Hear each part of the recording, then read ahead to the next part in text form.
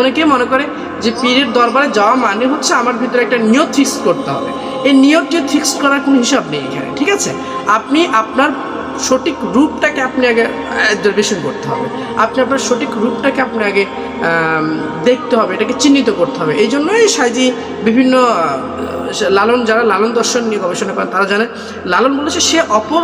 আচ্ছা তোমার ভিতরে যে মানুষটি রয়েছে সেটাকে অবজারভেশন করো, সেটাকে চেনো, সেটাকে জানো। ওই জানলেই তুমি সেই পরম শক্তিটাকে তুমি অনুসন্ধান করতে পারবে, বা যে পাওয়ারনেস, যে শক্তিটা আমরা অনুসন্ধান করি বা আমরা যেটা পাওয়ার জন্য অনেকটাই চেষ্টা করি, সেটা আমরা সে একজন গুরু বা একজন পীরের মাধ্যমে সেটা সম্ভব, যদি আমার ভিতরে সে ধরনের চেতনা থাকে। এবং আরেকটা লজিক হচ্ছে, আমরা যদি একজন ভুল মানুষকে গুরু হিসেবে ফাইন্ড আউট করি, যার ভিতরে চেতনা রয়েছে, যার ভিতরে রাগ রয়েছে, যার ভিতরে লোভ রয়েছে, যার ভিতরে বিভিন্ন ধরনের আকাঙ্ক্ষা রয়েছে, আমরা যদি এমন কোনো মানুষকে যদি ডিজার্ভ করি, তাহলে আমরা কিন্তু আমাদের সেই পরম যেই বিষয়টা, পরম যে উপলব্ধিটা, সেটা